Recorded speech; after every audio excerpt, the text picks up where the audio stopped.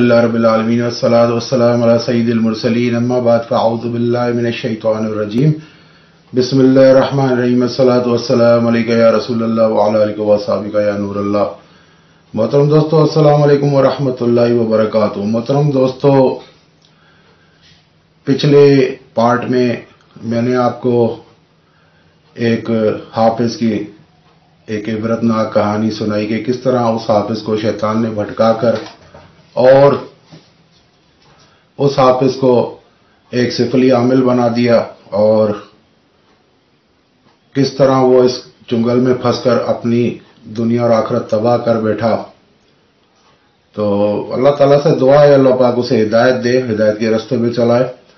तो दोस्तों, मेरी वीडियो का मकसद ये था कि एक सबक हासिल करना, एक नसीहत उन आमलीन के लिए, उन लोगों के लिए जो टीवी वीडियो पर देखकर अपने दुनियावी मकासद एक इश्क मजाजी के पीछे अपना सब कुछ बर्बाद करके बैठ जाते हैं और बिना किसी तालीम के, बिना किसी मुअल्लिम के, बिना किसी उस्ताद के, बिना किसी कामिल उस्ताद के वो खुद आमिल बनने की कोशिश करते हैं और धोखा खाकर बैठ जाते हैं।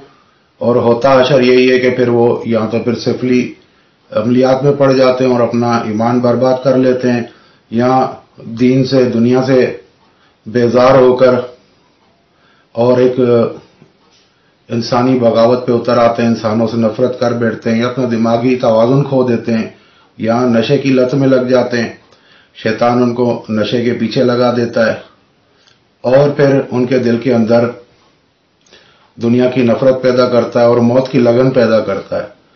और इस लगन के पीछे शैतान का मकसद यही होता है कि ये शख्स मर जाए बेईमान होकर और उसका हमजाद में अपने टोले में शामिल कर लूं, और फिर उस शख्स का हमजाद अपने टोले में शामिल करके और उससे मुख्तलिफ किस्म के बुरे काम लेता है। तो यही एक लॉजिक है कि कहा जाता है कि जैसा ही बंदा मर जाए तो फौरन उसे दफना देना चाहिए, जल्द से जल्द उसकी रसूमात पूरी करके दफना देना चाहिए, ताकि शयातीन जो हैं उसका घेराव न कर सके, उसके हमजाद को अपने काबू में न ले सकें। अक्सर घरों में भी आपने ऐसे देखा होगा कि मरने के बाद मरने वाला खासतौर पे जो खुदकुशी से मरा है या जल के मरा है या उसका कत्ल किया गया है और कई दिन तक लाश उसकी पड़ी रही है, तो फिर ऐसा होता है कि वो नजर आना शुरू हो जाते हैं। तो यहूदी का हमजाद होता है जो भटक रहा होता है, जिसकी सही तरीके से तदफीन न की गई हो और वो शयातीन के टोले में शामिल हो चुका हो, तो शयातीन उसका हमजाद अपने कब्जे में ले लेते हैं और फिर उससे काम लेते हैं। तो दोस्तों, अल्लाह तबारक व तआला ने कुरान पाक एक बहुत बड़ी ताकत हमें अता की है। अब इस हाफिज साहब से मैंने यही कहा कि देखो, यही एक कुरान की और नमाज की ताकत है कि तुम्हारे अंदर एक शैतान बैठा हुआ है, वो एक नमाजी से भी डर रहा है, उसकी इबादत से भी डर रहा है। तो अब तुम खुद अंदाजा लगा सकते हो कि नमाज ताकतवर है या तुम जो अमल करके बैठ चुके हो, जो चीजें तुम्हारे अंदर मौजूद हैं वो ताकतवर है। तो ये एक सोचने की बात थी कि यानी कुरान और नमाज पढ़ने वाला, कुरान पढ़ने वाला, उसके अंदर वो ताकत होती है कि बड़े से बड़े शयातीन जिनसे बेवकूफ लोग मदद मांगते हैं कि हमारे मददगार हैं, वो उससे डरते हैं, घबराते हैं। अक्सर जादू करने वाले आपने सुने होंगे या सिफली अमल करने वाले सुने होंगे कि वो कुरान से नफरत करते हैं और कुरान शरीफ पढ़ने वालों से नफरत करते हैं। ऐसे वाकयात भी हैं, किसी घर में कोई शख्स है, वो जादू करने वाला है या सिफली आमिल है या इसी तरह किसी रिज्जत में फंस के और सिफलियत में चला गया है, तो वो घर में कुरान शरीफ पढ़ने से घबराता है, कुरान शरीफ पढ़ने वालों से घबराता है और घर में लड़ाई झगड़ा करता है कि यहाँ ये मत करो। या दीन पे चलने वाले लोग हैं, घर में दुरूद सलाम पढ़ने वाले लोग हैं, तो उनका वो दुश्मन बन जाता है। तो ये लोग वही होते हैं जो शैतान के पैरोकार बन चुके होते हैं और उनको खुद भी पता नहीं होता है कि हम शैतान के पैरोकार बन चुके हैं और शैतान के हवाले हमने अपना हमजाद कर दिया है, हमने सब कुछ शैतान के हवाले कर दिया है और अब हम शैतान के ही चुंगल में और शैतान के ही कहने पे चल रहे हैं, तो उन्हें भी मालूम नहीं होता। इसी तरीके से बहुत सी ऐसी स्टोरियां हैं, ऐसे वाकयात हैं जो इंतहाई सबक आमूज है उन लोगों के लिए जो अमलियात सीखने के शौकीन है, नए नए अमलियात के जो है चक्करों में पड़ रहे हैं और चाहते हैं कि हम लोगों की खिदमत करें या लोगों को तावीज़ दें, या बाद लोगों का ये भी ख्याल होता है कि हम बाबा बन जाएं और लोग हमारी इज्जत करें या हमारे पास दौलत आए, हम पे नजराने जो है लुटाएं और हमारा डंका बजे। ऐसे लोग भी अक्सर इसी तरह शैतान के चुंगल का शिकार हो जाते हैं। तो ये एक तो शैतान का एक हथियार था, ऐसे उसके हजारों हथियार हैं जिसके जरिए वो इंसानों को बहकाता है और सीधे रास्ते पे चलने वाले इंसान को गलत रास्ते पे ले आता है। देखिए ये सिराते मुस्तकीम है, अमलियात की दुनिया, नूरी इल्म सिराते मुस्तकीम है। ये अल्लाह ताला की एक अमानत होता है जिसे आपको लोगों तक पहुंचाना है, लोगों को फैज पहुंचाना है, लोगों को फायदा पहुंचाना है। आप इससे भटकते हैं तो फिर उसके बाद तबाही है और वलद दौलीन की जो है आप सफ में शामिल हो जाते हैं, उस खाते में आ जाते हैं। तो अल्लाह ताला से हमेशा दुआ करनी चाहिए कि वो हमें सिराते मुस्तकीम पे चलाए। इसलिए सूरह फातिहा जो है उसकी बहुत अहमियत है, क्योंकि सूरह फातिहा में इन सब बातों की निशानदेही है।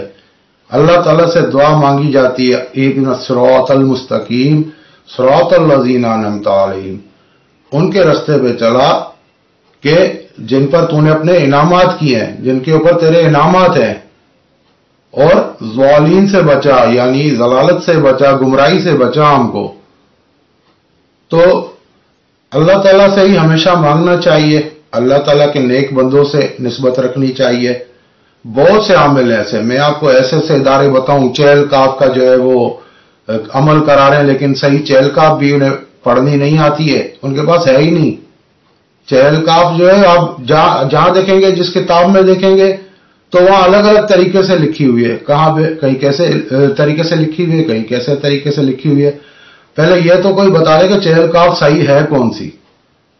बड़े बड़े इदारे बने हुए, बड़े बड़े ऐसे लोग हैं, ऐसे मसलकों से ताल्लुक रखते हैं जो इन चीजों को मानते नहीं है, लेकिन ये काम कर रहे हैं। किस लिए? कमाने के लिए, लोगों को जो है बहकाने के लिए, लोगों को लूटने के लिए। भाई आप जब इन चीजों को नहीं मानते हो, आपके मसलक में ये चीजें हराम है, तावीज पहनना हराम है, आपके मसलक के मुताबिक जो है ये गंडे बनाना हराम है, अमलियात करना हराम है, आप कहते हो कि सिर्फ अल्लाह से मदद मांगो, तो फिर ये क्यों करते हो? ऐसे लोगों की इजाजत पे चलने वाले भी अक्सर सिफलियत में पड़ जाते हैं। बड़ी बड़ी किताबें मौजूद है जिनके अंदर सिफली अमाल लिखे हुए। मैंने जैसे गुज़िश्ता किस्त में आपको बताया था कि ऐसे पीर साहब भी मैंने देखे, मैं हैरान रह गया कि उन्हें पीर पढ़ना नहीं आ रहा था, पीर को पैर पढ़ रहे थे और बीर को बैर पढ़ रहे थे, और वो बता रहे कि भाई हम आपको जो है एक रात में आमिल बना देंगे। भाई हैरत की बात है यार, कोई शर्म करो। जिस चीज का तुमको इल्म नहीं है, तुम लोगों को गुमराह कर रहे हो, एक सिफली अमल बता रहे हो, सिफली तरीके से बता रहे हो। सिफली इल्म में भी ऐसे अमल है जिनमें पीरों की दुआई दी जाती है, लेकिन उन अमाल के पीछे सिफली चीजें होती हैं, उन अमाल के पीछे सिफली जन्नात होते हैं।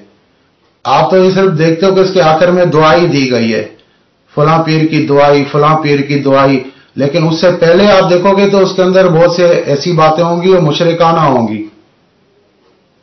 तो कई ऐसे पीर हैं जो हिंदू भी हैं, हिंदुओं में भी पीरों को माना जाता है, उनके अंदर भी साधु संत हैं जिनको वो पीर बोलते हैं। तो उनके नाम की उन्होंने हुदे बनाए हुए, उनके नाम की दुआ जो है वो अफसून बनाए हुए, उनके नाम के उन्होंने तंत्र मंत्र बनाए हुए। तो वो जब बंदा पढ़ता है तो उसे पता नहीं लगता है कि ये, वो समझता है ये पीर लिखा हुआ है तो ये पीर जो है ये किसी मुसलमान का अमल है, या ये नूरी इल्म है। नूरी अमल नहीं होता है, अक्सर सिफली अमल होते हैं, वो पीर कहते हैं उसको। और उसके अलावा बीर कहते हैं, बीर कहते हैं मोकिल को, हिंदी के अंदर मोकिल को कहते हैं बीर। दूत भी कहते हैं, किसी आमिल से पूछते हैं भाई तेरे पास कौन सा दूत है, दूत मतलब मोकिल।